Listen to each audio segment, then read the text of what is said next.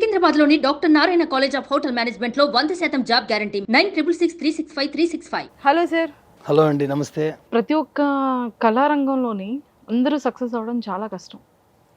ఎంత కష్టపడినా ఫ్యామిలీని చూసుకోవడంలో ఇంకా కష్టపడాల్సి ఉంటుంది. అంటే ప్రతి ఒక్కళ్ళు చాలామంది అనుకుంటారు వీళ్ళు ఈవెంట్స్ చేస్తున్నారు, కొన్ని లక్షలు సంపాదిస్తారు, కోట్లు సంపాదిస్తారు, వీళ్ళు యాక్టర్స్, వీళ్ళు అది ఇది అంటారు. బట్ అసలైన కష్టం అక్కడే ఉంటుంది, దాని వెనకాతలున్న కష్టం. అంటే ఏ స్టేజ్ నుంచి ఏ స్టేజ్కి వచ్చారు, మీరు పడ్డ హార్డ్ వర్క్ ఏంటి, మళ్ళీ జీవితంలోని ఇలాంటి రోజు రాకూడదు అనిపించే రోజు ఏంటి? ఒక కళాకారుడికి ఇప్పుడు మీరు చెప్పారు కదా లాస్ట్ డైలాగు, ఒక కళాకారుడికి ప్రతిరోజు అదే ఉంటుంది. ఇలాంటి రోజు రాకూడదు అన్నారు కదా. ఈ రోజు ఏం లేదు కదా. ఈ రోజు అంటే ఉంటూ ఉంటాయండి. కళాకారుడు అంత తర్వాత రెగ్యులర్గా ఇప్పుడు మనకు సంవత్సరానికి 365 రోజులు. కళాకారుడు 365 రోజులు ఈవెంట్లు చేయడు. సంవత్సరానికి మహా అయితే 4 నెలలు, అయితే 5 నెలలు ఒకప్పుడు. ఇప్పుడు ఆ 4-5 నెలల్లో కూడా అన్నారు కదా బ్రహ్మం గారు, ఇంకొకటి కొట్టి తినే రోజులు వస్తాయి అని, ఆ టైప్లో తయారైంది. ఏమందంటే కాంపిటీషన్ పెరిగిపోయింది. మెయిన్ ఏంటంటే కాంపిటీషన్ పెరిగి ఇప్పుడు 10 మందికి 10 ఈవెంట్స్ వస్తే 20 మంది పెరిగారు. సో అప్పుడు ఏమవుతుందండి, 10 5 అవుద్ది. అదే 30 మంది అయితే 5లో 2 3 అవుతాయి. అట్లా జరుగుతుంది. సో మీరు సంపాదన అన్నారు కదా, నేను 42 సంవత్సరాలు అండి ఫీల్డ్లోకి వచ్చి. నేను వెనకేసిందంటూ ఏం లేదండి, సంపాదించింది కూడా ఏమి లేదు. కనీసం ఉంటాను సొంత ఇల్లు కూడా లేదు. అమ్మ హయాం అప్పుడు బాగానే సంపాదించారు, అయితే టైం బ్యాడ్. నాన్నగారు అమ్మగారు నిలబెట్టుకోలేకపోయారు, చాలా ఆస్తి పోయింది మాది. కళారంగంలో గుంటూరులో ఫస్ట్ సంపాదన అంటే మా అమ్మదే, సంపాదించారు పోయింది. నేను ఉకాకు వచ్చేటప్పటికి ఏం లేదు, అద్దింట్లో ఉంటున్నాం. కానీ నేను కూడా ఉకా వచ్చిన తర్వాత కూడా కష్టపడ్డాను, కానీ సొంత ఇల్లు అయితే ఇప్పటికీ లేదండి. ఇప్పటికి కూడా రెంట్కే ఉంటున్నాను నేను. కాకపోతే ఏంటంటే పేరు అంటారా, మిలియన్స్లో వచ్చింది. ఫలానా చంద్రాన్ని పిలిపిస్తే ప్రోగ్రామ్ సక్సెస్, ఫలానా చంద్రాన్ని ప్రచారానికి పిలిపిస్తే లేకపోతే ర్యాలీకి పిలిపిస్తే ఆ క్యాండిడేట్ నెగ్గుతాడు. ఎందుకంటే అది భగవంతుని ఆశస్సులు, సూర్య భగవాన్ ఆశస్సులు. ఆయన పాదం పెడితే క్యాండిడేట్ గెలుస్తాడనే నమ్మకంతో నేను మొన్నటిదాకా నేను నామినేషన్స్ అవన్నీ చేసి వచ్చాను, ప్రచారాలు ఆఖరి ఇంక్లూడింగ్ తమ్మళ్ళపల్లి, రేపల్లె అనగానే సత్యప్రసాద్ గారు, తమ్మళ్ళపల్లి జయచంద్రారెడ్డి గారు, దులిపాలి నరేంద్ర గారు పొన్నూరు, దెందులూరు చింతనేని ప్రభాకర్ గారు, మా గుంటూరు మా పెంసం చంద్రశేఖర్ గారు, ఇట్లా అందరికీ నేను పార్టీ తరపు చేస్తాను, ప్రచారాలు చేశాను. తర్వాత ఏంటంటే పేరైతే మాత్రం సంపాదించానండి, సంపాదన అయితే లేదు. ఎప్పటికప్పుడు కష్టపడతాం, ఎప్పటికప్పుడు తెచ్చుకోవటం. ఆ వచ్చిన రెమ్యూనేషన్లోనే గెటప్స్, యాస్టీస్ గెటప్స్ ఒక్కటి కూడా మిస్ అవ్వదు. ఆయన చేతికి ఏం పెట్టి ఆఖరికి రింగుతో సహా ఆయన ఎలా ఉంది అన్నయ్య గారి గెటప్ యాస్టీస్, అందులోనే ఆ గెటప్లన్నీ తీయాలి. అందులోని ఇంటి రెంట్, ఇంటి మెయింటెనెన్స్, కుటుంబాన్ని పోషించుకోవటం, పిల్లల్ని చదివించుకోవటం. నాకు 2 పిల్లలండి, ఒక బాబు ఒక పాప. ఏం చదువుతున్నారు? అబ్బాయి ఇంజనీరింగ్ అయిపోయిందండి, ఆల్మోస్ట్ అయిపోయినట్లే. అమ్మాయి ఇంటర్ అయిపోయిందండి, డిగ్రీలో జాయిన్ అయింది. నువ్వేం సంపాదించావురా అని ఇప్పుడు మీరు అడిగినట్టే చాలామంది అడుగుతారు. నేనేం సంపాదించలేదు, కానీ రేపొద్దున ఇదే ప్రశ్న నా పిల్లలు అడగకూడదు. అందుకని నేను కష్టపడి వాళ్ళని పై చదువులు చదివించి వాళ్ళు ఒక ఉన్నత స్థాయిలో ఉన్నంగా నేను తండ్రిగా సక్సెస్ అయినట్టే. ఏమిచ్చాడ్రా మీ నాన్న అంటే, మాకు చదువు చెప్పించి స్టేజ్లో కూర్చోబెట్టాడు ఆయన, అది చాలు కదండి, అంతకన్నా ఏం కావాలండి. ఇప్పుడు ఒక తండ్రి పొజిషన్లో ఉండి కోట్లు ఇవ్వచ్చు కొడుక్కి, కానీ చదువు ఇవ్వలేరుగా. చదువు అవ్వకపోతే అతను ఏం చేస్తాడు? అదే చదువు ఉంటే కదా. నాకు చదువు ఉంటుంది అంత ఇంట్రెస్ట్, నేను చదువుకోలేదు. అప్పుడున్న మా ఆర్థిక పరిస్థితుల్లో నేను చదువుకోలేదు అనుకోండి, అది వేరే విషయం. పిల్లలు అలా కాకుండా పిల్లల్ని పై చదువులు చదివించాలని ఈ రోజుకి కష్టపడుతున్నాను. మేబీ చెప్పాలంటే హెల్త్ ప్రాబ్లమ్స్ కొన్ని ఉన్నా కానీ నేను ఇప్పుడు మీకు చెప్తున్నా, ఇప్పుడు మీకు ప్రపంచానికి తెలుస్తుంది నేను హెల్త్ ప్రాబ్లమ్స్ ఉన్నాయని. చాలామందికి తెలియదు, నేను చెప్పను. ఎందుకంటే నా పిల్లల కోసం నేను ఇంకా కష్టపడాలి, వాళ్ళని ఒక స్టేజ్లో చూడాలి, పై చదువులు చదివించాలి. ఇప్పుడు అబ్బాయి ఇంజనీరింగ్ అయిపోయిందండి, ఇప్పుడు వాడు యూకే వెళ్ళాలి అంటే ఎంఎస్ చేయాలి. ఎంఎస్ చేసి వస్తే వాడు ఇంకా సెటిల్ అయిపో, జాబు వాడికి వస్తుంది, సెట్ అయిపోతాడు. ఇప్పుడు అమ్మాయి ఉందండి, ఇప్పుడు డిగ్రీ చేసుకొని మళ్ళీ అమ్మాయి యూకే వెళ్ళాలి. అమ్మాయిని కూడా అక్కడ చదివించాలి నేను. వాళ్ళు ఒక పొజిషన్లోకి రావాలి, ఒక పెద్ద చదువులతో పెద్ద ఉద్యోగం వస్తుంది, జీవితంలో స్థిరపడతారు.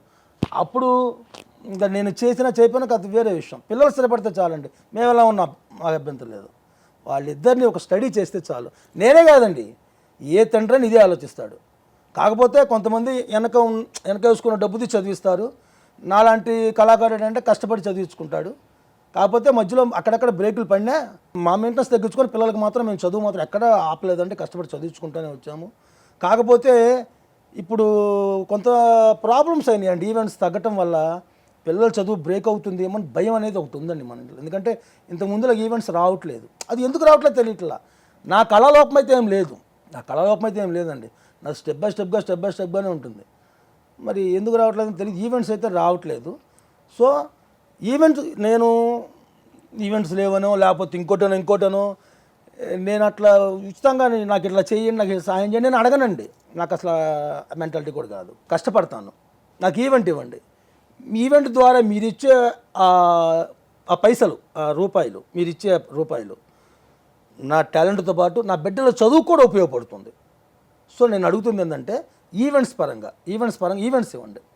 నా బిడ్డలను ఒక స్టడీ చేసుకొచ్చిందాక నేను కష్టపడక తప్పదు. అవి కాళ్ళ నొప్పులు కానివ్వండి, హెల్త్ ప్రాబ్లమ్స్ కానివ్వండి, హెడ్ఏక్ కానివ్వండి, ఏవైనా కానివ్వండి. ఎన్ని ప్రాబ్లమ్స్ ఉన్నా గెటప్లో స్టేజ్ మీదకి వెళ్ళాను అంటే ఏవి జనాలు కనపడవు, ఇంక్లూడింగ్ నాకు కూడా కనపడవు. స్టేజ్ దిగి మేకప్ తీస్తా. ఒక మాట చెప్పాలంటే మేకప్ నాకు ఏమంటారండి, కవచం అండి. ఏ ప్రాబ్లమ్స్ ఉన్నా ఈ గెటప్లోకి వచ్చారంటే అవన్నీ నాకు తెలియవు. ఆన్ కెమెరా రోల్ స్టార్ట్ అనేటప్పుడు ఏం తెలియదు, అన్నీ మర్చిపోతాం. అవన్నీ తీసాక అప్పుడు తెలుసు. అవును, అంతే. నాకు ఎందుకో తెలియదు అంటే పిచ్చి అభిమానం అనుకోండి, లేదా కళ మీద పిచ్చా, బాలయ్యబాబు గారి పిచ్చా అనుకుంటే నేను ఏదని చెప్పలేను. నేను నా మైండ్లో ఉన్నది అలా చేసుకుంటూ వెళ్ళిపోతానండి. నేను ఒకరితో పోటీ పన్ను, ఒకరిని ఏలెత్తి కూడా చూపానండి. ఎవరి టాలెంట్ వాడిది. ఇప్పుడు నాలాగా జూనియర్ బాలకృష్ణ గెటప్ ప్లేస్ వాళ్ళు చాలామంది ఉన్నారండి, నా సోదరులు, నా తోటి కళాకారులు. వాళ్ళ టాలెంట్ వాడిది, నా టాలెంట్ నాది. వాళ్ళు బతకాలి, నేను బతకాలి.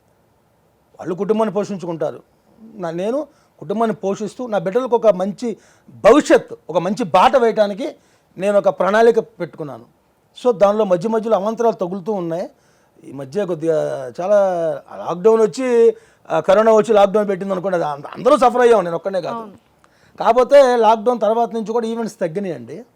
తగ్గినా కానీ ఏదో రకంగా పిల్లల్ని చదివించుకుంటున్నాను. కానీ ఇప్పుడు యూకే పంపించాలని కొద్ది సమస్య ఉంది.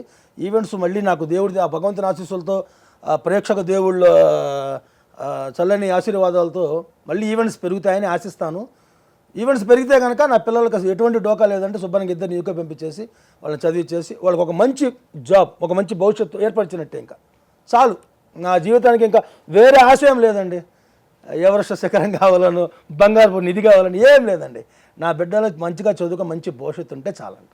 బేసిక్గా బాలయ్య బాబు గారికి యూత్ ఎంతమంది ఫ్యాన్స్ ఉన్నారో, ఎంతమంది ఫాలోవర్స్ ఉన్నారో, ఫీమేల్ ఆడియన్స్ కూడా అంతే ఎక్కువ, లేడీస్.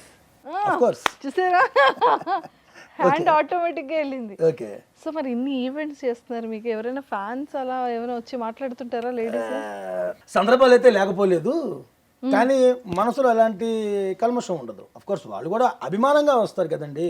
ఇప్పుడు నాలో బాలయ్యని చూసుకుంటున్నారు వాళ్ళు, నాలో అన్నయ్యని చూస్తారు వాళ్ళు. నా మనసు కల్మషం లేకుండా క్లీన్గా ఉండాలి. అన్నయ్య గారు కూడా అంతే. అన్నయ్య గారికి చాలామంది మహిళలు ఆయనకి సెకండ్ ఇవ్వడానికి, ఆయన ఊరికి టచ్ చేస్తే చాలనుకునే, ఊరికి చేయి పట్టుకున్న చాలనుకునే వాళ్ళు ఉన్నారు. ఆయన మనసు కూడా అంతే, కల్మషం ఉండదు. మా మహిళా మనులు, మా తెలుగింటి ఆడపడుచులు అంటారు ఆయన. నా మనసు కూడా క్లీన్గా ఉండాలి. వాళ్ళు సెకండ్ ఇచ్చిన, ఆటోగ్రాఫ్ తీసుకున్న నా మనసు కూడా కల్మషం. ఎప్పుడైనా చెల్లెమ్మ, అమ్మ అనే సంబోధిస్తానండి. ఇంక్లూడింగ్ నా కూతురుతో నేను చాట్ చేసిన అమ్మ అనే చాట్ చేస్తాను. నా కూతురుతో ఎవరైనా, నా ఇంట్లోనే బయట ఎవరినైనా సరే, నా భార్యను తప్ప మిగతా వాళ్ళు ఎవరైనా నా సోదరిమణులు కానీ భావిస్తాను. ఎవరినైనా కానివ్వండి, నాకు వేరే థాట్ అనేది రాదు. సో మామూలుగా అందరూ వచ్చి మాట్లాడుతున్నప్పుడు బాలయ్యబాబు గారిలాగా మూమెంట్ అయినా ఇస్తూ ఉంటాను తప్ప మనసులో కల్మషం అనేది ఏమి ఉండదండి. ఫాలోయింగ్ అయితే ఉంటుంది, లేడీస్ ఫాలోయింగ్ లేకుండా ఎలా ఉంటుంది? ఇంతకీ మన బ్రాండ్ ఏంటో? బ్రాండా ఇక్కడ 60, మీరు స్వీట్ 16, మరి ఇద్దరం కలిసి వేద్దామా 90 ml? బ్రాండ్ ఏముందండి, అన్నయ్య గారి బ్రాండే. వాచుకోమండి, అన్నయ్య గారిని ప్రతిదీ అనుకరిస్తాను. నాకు స్మోక్ అలవాటు లేదండి. కానీ మరి వీరసింహారెడ్డిలో డైలాగ్ ఉంది, మరి వీరసింహారెడ్డి గెటప్ ఉంది కదా, గెటప్లో ఆయన చుట్ట తాగుతూనే వస్తారు. మరి చుట్ట అలవాటు చేసుకున్నాను. అలానే విడిగానే ఎక్కడ స్మోక్ చేయనండి, అక్కడ ఓన్లీ ఆ గెటప్ వరకే. పోయి నీ పిల్లలకు చెప్పుకున్నా కోడాక, వీరసింహారెడ్డి పసుపు ముక్కలు పంపించాడని చెప్పు పో. అక్కడ చుట్టాలు పెట్టుకుని చెప్తాను, చుట్ట అలవాటు అట్లా ఆ డైలాగ్స్ వరకే. ఇప్పుడు భగవత్ కేసరి ఉంది, ఇదిగోండి రింగ్స్. ఇది చూసారా భగవత్ కేసరి గెటప్? రింగ్స్ ఉంటాయి ఆయనకి. కుట్టించాను, 2 కుట్టించాను. కుట్టిలే, మా ఆవిడ కుట్టింది. మా ఆవిడే ఈ సందర్భం వచ్చింది కాబట్టి చెప్తున్నాను. ఈరోజు నేను గెటప్లో ఇంత ఫాస్ట్గా మూవ్ అవ్వగలుగుతున్నానంటే 50 కాదండి, 85% అమ్మాయి సపోర్టే నాకు. మిగతా 15 అంటారా, మా పాప మా బాబు వీళ్ళిద్దరు సపోర్ట్. 15లో 85% అమ్మాయి సపోర్ట్. మా మిస్సెస్ వరలక్ష్మి, నా భార్య, నా జీవిత భాగస్వామి. నా ప్రతి గెటప్లో ఫస్ట్ మైనస్లు ఎత్తుకుద్ది, ప్లస్లు ఎత్తుకదు. ఏమండి ఇది ఇలా కాదు, ఇది ఇలా కాదు, అసలు ఇది కరెక్టే కాదు. అఖండాకైతే 15 సార్లు ట్రైల్ అయిపించింది, 15 సార్లు, 15వ ఫైనల్ చేసింది అఖండాకి. ఇది ఇంట్లో నేను ఏ గెటప్ అయినా ఇంట్లో ప్రాక్టీస్ అయిన తర్వాతే ప్రజెంట్ చేస్తానండి. ఏదో తూతు మంత్రంగా చేసి నేను ప్రజెంట్ చేయను. అందుకే నా ప్రతి గెటప్ ఒక హైలైట్. 100కి 95 మార్క్స్ ఎందుకు పడతాయంటే పర్ఫెక్ట్గా ఇంట్లో చూసుకున్న తర్వాత బయటకు వస్తాను. అంటే ఒక కాస్ట్యూమ్కి ఎంత ఇన్వెస్ట్మెంట్ పెట్టుకుంటారు మీరు? అది ఇంత అని ఒక బడ్జెట్ ఉండదండి. అది కాస్ట్యూమ్ ఇప్పటి వరకు హైయెస్ట్ బడ్జెట్ ఎంత కాస్ట్యూమ్? గౌతమిపుత్ర శాతకర్ణి 45,000 అయింది. 45,000. మా ఆవిడే మొత్తం డిజైన్ చేస్తే ఆ మెటీరియల్ అయింది చాలా. అన్నీ ఇప్పుడు ఎన్ని రింగ్స్ అనమాట, అవి గోల్డ్ రింగ్స్, సారీ రాళ్ళు లాగా ఉంటాయి, అవి అంటించుకుంటూ రావాలన్నమాట డ్రెస్ అంతా. అవి ఎంబ్రాయిడింగ్కి ఇచ్చింది మొత్తం. ఆ తలపాగా, అసలు తలపాగా చాలా కష్టమైంది. మా ఆవిడ డిజైన్ చేస్తేనే అంత అయిందనమాట. బాగా హయ్యెస్ట్ అది.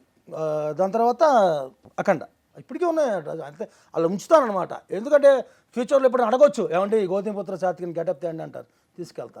ఒక్కోసారి పవన్ రంగుడు అడుగుతారు, తీసుకెళ్తా. అంటే రెగ్యులర్గా చేసే ఈవెంట్స్లో ఇవన్నీ తీసుకెళ్ళను, ఎందుకంటే లగేజ్ ఎక్కువైపోతుంది కదా, తీసుకెళ్ళను. వాళ్ళకి ఏమైనా కావాలి అనుకుంటే ముందుగా నాకు ఇంటిమేషన్ ఇస్తారు. సార్ మీరు పవన్ రంగుడు చేయాలి, గౌతమిపుత్ర శాతకర్ణి చేయాలి, లేకపోతే సమరసింహారెడ్డి డైలాగ్స్ చేయాలి అని అడుగుతారు ముందే.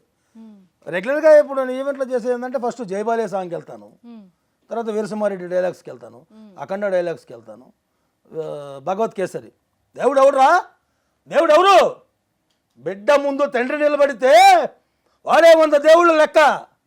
ఇక దేవుడు ఎందుకురా, బిడ్డ జోలికి వచ్చి పెద్ద తప్పు చేసినవురా, పాత లెక్క కొత్త లెక్క మెత్తతో కలిపి నెత్తికెళ్ళి నడిమిట్లోకి స్కేర్తా కొడక. జై బాలయ్య. జై బాలయ్య. సుమన్ టీవీలో మీ పర్సనల్ అండ్ బిజినెస్ ప్రమోషన్స్ కోసం కింది నెంబర్కి కాంటాక్ట్ చేయండి.